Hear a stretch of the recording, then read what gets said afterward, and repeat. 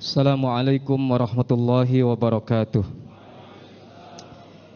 Bismillah, alhamdulillah, wassalatu wassalamu ala rasulillah wa ala alihi wa sahbihi wa mawalah.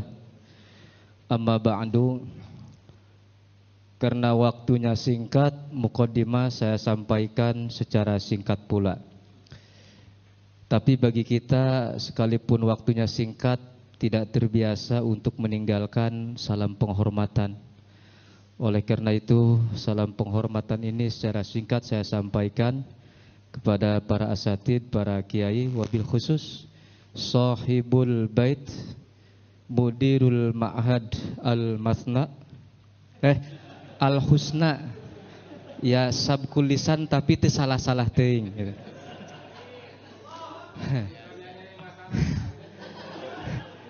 Sahibul hajat, forum komunikasi ulama yang saya hormati, dan di sini para guru kami, senior kami yang betul-betul meningkatkan stamina jihad saya di pesantren Bekasi. Di belakang saya punten Pak Kiai Mikdad, makanya sebelum saya naik panggung saya sowan dulu ke beliau gitu ya. Itu kan budaya santri begitu tuh. Dan ada juga Kang Haji Roni, Kang Kiai Zen. Ada satu yang hilang dari permukaan, Kang. Kiai Asrori Muzaki kemana itu? Beliau di Jawa Timur ya. Oh, tidak di Jakarta lagi ya. Beliau itu tegasnya luar biasa, dipakai gelut eta wanita gitu ya. Dipakai jihad maksudnya gitu. Para asatid, para kiai yang dirahmati Allah Subhanahu wa taala, saya berbahagia di majelis yang mulia ini, sekalipun mimbarnya terbuat dari tiang mik di sorbanan, Kiai. Ya, monggo Allah mah jadi saksi ini di akhirat nanti bahwa kita adalah pejuang-pejuang Islam. Acara dimulai pun saya masih sedikit merenung, ngajejer kopi hidung di dia tah. Ai sugante Kiai Zen ngamalkeun nyuguh karuhun gitu. Dan duduknya kan jauh-jauh gitu. Berarti ini kali keempat bagi saya berkunjung di Al-Husna dan selalu disuguhi aneka macam daripada nasihat-nasihat jihad dari beliau. Rupanya beliau kurang puas mengajarkan saya karena meureun rada belet. Beliau tiap malam Selasa fi kulli usbu' maratan fil usba'in datang ke rumah saya. Jadi tersanjung saya luar biasa, beliau mendidik saya sehingga datang ke sini saya sebagai seakan murid yang lagi dites ini. Anggapnya gitu ya. Jitu bitumur ila hajar. Ini bukan ceramah, bukan ngasih pendapat, bukan ngasih ilmiah, bukan udahlah yang tadi para kiai sudah luar biasa ilmunya. Ini mah pepatah Arab mengatakan jitu bitumur ila hajar. Aku datang ke negeri Hajar membawa oleh-oleh korma gitu. Datang ke pesantren di depan para kiai, boro-boro mau ngasih tausiah saya, begitu dipanggil dia ngadek-dek tuur kan gitu. Nah, ayyuhal hadirun rahimakumullah, melihat temanya juga nggak biasa kalimat begini di tema maulid segala macam gitu kan. Jangan main-main. Tema model gitu tah. Serem gitu. Udah gitu Pak, di sini pas bagian saya, ya, pas bagian saya judul yang diberikan adalah pemerintah harus tegas. Lamun teu jangan salahkan rakyat bertindak. Tah bagian abdi gitu. Jadi nyambung sigana nitah gelut teh tadi gitu ya. Jadi terinspirasi bahwa saya setiap demonstrasi turun ke Jakarta, ya mengatakan untuk kebenaran, sekalipun saya mohon maaf kata yang ngajak, kenapa saya diajak terus? Saya katanya tokoh gitu ya. Tokoh kalau kata Kiai Rahmat S. Labib ditakrifkan waktu di Hotel Balairung itu adalah seorang yang ditokohkan itu orang yang jadi panutan kemudian diikuti oleh masyarakat. Waduh, kata saya batal tokoh saya ini. Sebab betul saya mengajarkan santri mau sapina sulamut topik dituturkan, ngajarkan apapun dituturkan, begitu ngajarin khilafah arembungan. Berarti lain tokoh saya kan ya. Tapi karena saya istiqomah terus, walaupun sudah 4 tahun ke 5 tahunnya dapat murid 2, masih ragu itu juga. Karena saya istiqomah terus menerus, akhirnya dapat juga gelar saya Mahmudin tokoh radikal. Tokohnya tokoh radikal ya. Hatur nuhun Pak Kang Kiai Zen ya, yang telah membina lah entong sieun ke polisi begitu ya.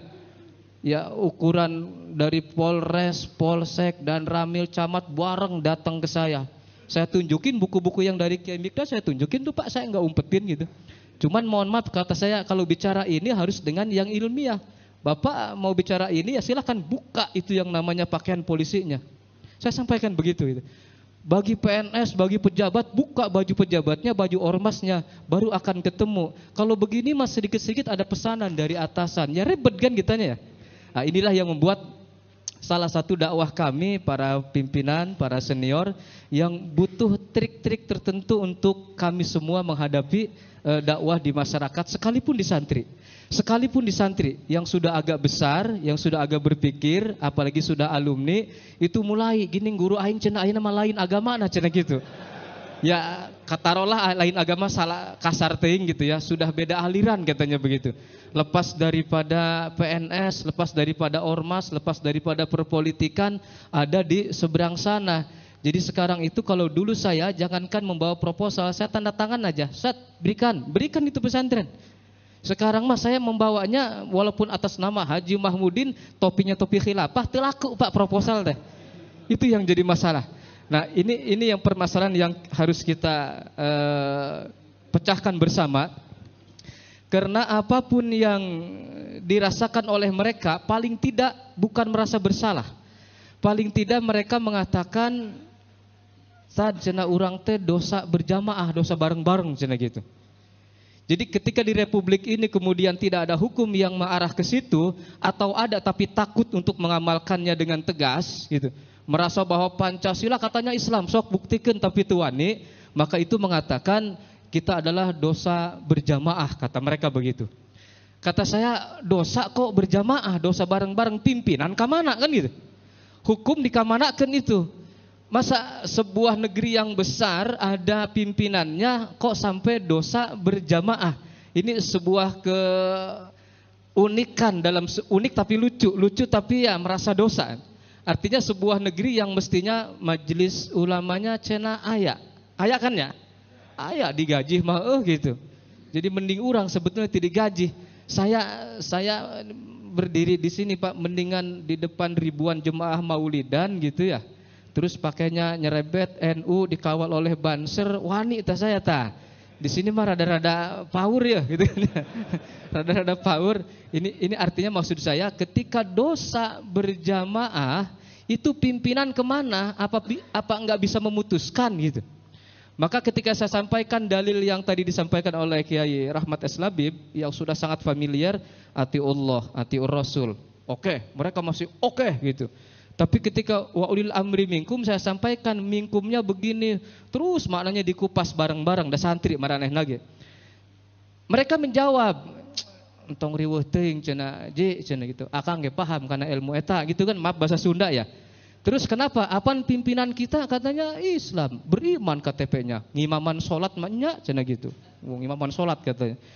Pergi ke Mekah ge dimasukin Ka'bah, dapat penghargaan award sebagai pemimpin yang menjadikan rakyatnya damai pret, kata saya begitu. Damai kumaha kata saya itu. Dipuji gitu kan, Mang eta anu saya fotona di dinya tah. Ini mah yayasan teh enggak ada rada-rada aya di sana tuh gitu kan biasanya gitu.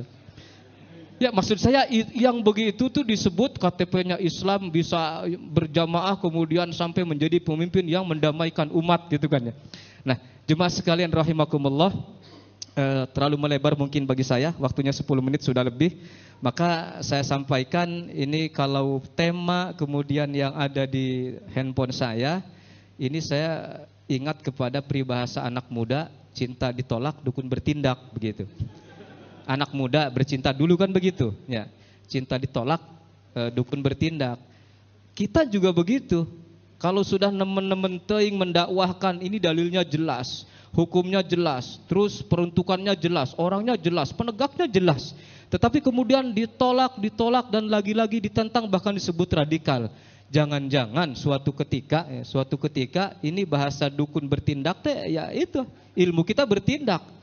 Dulu pas saya ketabrak mobil nggak apa-apa Pak, baheula di Banten. Buat teuing ayeuna rek timbulkeun deui ilmu ya, kan gitu ya. Karena saya pernah belajar di Kimikdad, beliau cerita lagi bernaung di sebuah masjid, kemudian tahu bahwa kami adalah para pejuang, maaf pakai saya salin lagi gitu. Terus pimpinan masjidnya, pimpinan kerohaniannya ngomongnya bertolak belakang dengan kita. Bahwa negara sudah beriman begini. Beliau dengan tegas berdiri, Tad, jangan-jangan sebelum saya mendemo Jokowi, kamu yang saya duluan, kata beliau gitu. Nah ini saya pakai Kiai, punten saya amalkan. Lamun geus dalil banyak apa, terus ustadzna kiyeng gitu dalam Basul Masail. Saya tunjuk pernah itu, enggak saya sebut namanya, Pak Ustadz kami itu baru tahu itu. Tad, jangan-jangan meme urang ke Jokowi ka maneh heula kata saya gitu ya. Artinya punten nyebut saya tadi. Aduh. Tolong yang ini ada yang diedit Kang ya. Lebah ya tambah diedit gitu ya. Maksud saya rezim. Ya tapi betul, saya pernah sering bilang begitu gitu. Jangan-jangan sebelum anak mendakwahkan secara tegas kepada rezim, jangan-jangan model antum duluan kata saya. Apa yang kurang dari dalil ini? Selalu kami sampaikan tentang apa-apa yang mewajibkan tentang penegakan khilafah, maknanya itu sudah sama dengan republik, dengan kerajaan, sudahlah seperti ini. Nanti kita ke surga bersama-sama, marukan surga milik bapak moyang maneh murun kata saya gitu. Ayuhal hadirin wal hadirat rahimakumullah. Kang Roni sudah memberi isyarat udah lebih 10 menit katanya ya. Ya, ini mah kata saya tadi ya, ini mah anak murid yang sedang samen imtihan gitu. Kurang lebihnya mah mohon dibuka pintu seluas-luasnya. Saya mengutip firman Allah di akhir kalimat ini dari Kiai Rahmat Selabib tadi, wasbir ala ma yaquluna wahjurhum hajran jamila. Ya disuruh sabar tapi jangan ditinggalkan mereka, tapi sobarnya teh sobran jamila gitu. Artinya saya juga masih bersama mereka, walaupun hari ini saya marahin tetap masih bersama kami. Wong rakyat saya kok. Rakyat kita, umat kita, artinya sekarang beliau belum menerima khilafah, insya Allah besok gitu kan. Enggak besok, minggu depan. Ya enggak sampai mati, ya anak cucunya masih kita harapkan untuk bisa bersama berjuang di penegak khilafah ini. Wallahul muwafiq ila aqwamit thoriq, billahi sabilil haq. Wassalamualaikum warahmatullahi wabarakatuh.